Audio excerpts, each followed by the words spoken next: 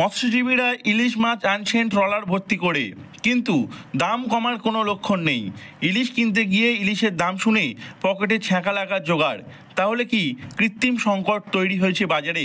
এর উত্তরে মৎস্যজীবী সংগঠনের পক্ষ থেকে কাকদ্বীপ ফিশারম্যান ওয়েলফেয়ার অ্যাসোসিয়েশনের সম্পাদক বিজন মাইতি জানিয়েছেন, যখন মাছের আমদানি বেশি হয় তখন পাইকাররা ডায়মন্ড হারবার ও কলকাতার বিভিন্ন স্টোরেজে ইলিশ স্টোর করতে শুরু করে। মাছের রেট বাজারে কিন্তু নিয়ন্ত্রণ করে ব্যবসায়ীরা, আমরা ফিশারম্যানরা নিয়ন্ত্রণ করি না। যেহেতু ওরা কি করলো, যখনই মাছটা বেশি আমদানি হলো তখন কিন্তু স্টোর করে দিয়ে কিছুটা ক্রাইসিস তৈরি হলো।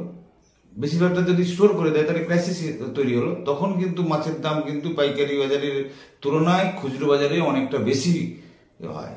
যেমন আমাদেরকে বলা হয় যে কই আপনাদের তো মাছ বেশি আমদানি কেন হচ্ছে, আপনারাই প্রশ্ন করেন যে কেন হচ্ছে বাজারে মাছের দাম এত বেশি। যেহেতু গত ট্রিপে ভালো মাছ এসেছে, ফলে পাইকাররা কিছুটা স্টোর করেছে। এদিকে বারবার আসা প্রাকৃতিক দুর্যোগের জেরেও প্রভাব পড়েছে দামে। খারাপ আবহাওয়ার জেরে কিছুদিন আগে পর্যন্ত প্রায় সমস্ত ট্রলার ঘাটে দাঁড়িয়েছিল। এখন ট্রলারগুলি মাছ ধরতে গভীর সমুদ্রে যাওয়ায় বাজারে ইলিশের যোগান কমে গিয়েছে। ফলে বাজারের চাহিদা অনুযায়ী স্টোর থেকে আবার ইলিশ বের করে খুচরো বাজারে চড়া দামে বিক্রি করা হচ্ছে। ফলে বাজারে ইলিশের দাম এতটা বেশি। কিন্তু this is not sufficient to all the fisher, মানে যারা বোট ওনার্স, কেননা তারা সারা বছরের মধ্যে এই 2-3 মাসই ফিশিংয়ের জন্য ওয়েট করে থাকে। হিলসা ফিশিং যারা, specially those who are involve for the hilsa fishing, তো তাদের মধ্যে যদি আজকে 1 মাস না ফিশিং করতে পারে, ন্যাচারালি তাদের একটা লস। কেন আপনারা জানেন ভালো করে, এক একটা ভয়েস প্রায় 1.5 লক্ষ থেকে 2 লক্ষ টাকা খরচা হয়, বা মোর দ্যান দ্যাট। তো সেক্ষেত্রে স্বাভাবিকভাবে যদি মাছ না পাওয়া যায় বা ফিরে আসতে হয়, সেখানে তাদের লস, হিউজ লস হয়।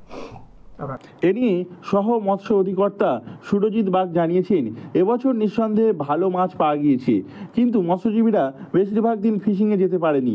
অনেক সময় ফিরেও আসতে হয়েছে। আবহাওয়া খারাপের সতর্কবার্তা পেয়ে মৎস্যজীবীদের ক্ষতি হয়েছে, যার ফলে কিছুটা প্রভাব পড়েছে দামে। এ নিয়ে মৎস্যজীবীদের একাংশের দাবি, সরকারিভাবে দাম নিয়ন্ত্রণ করলে ইলিশের দাম কমতে পারে।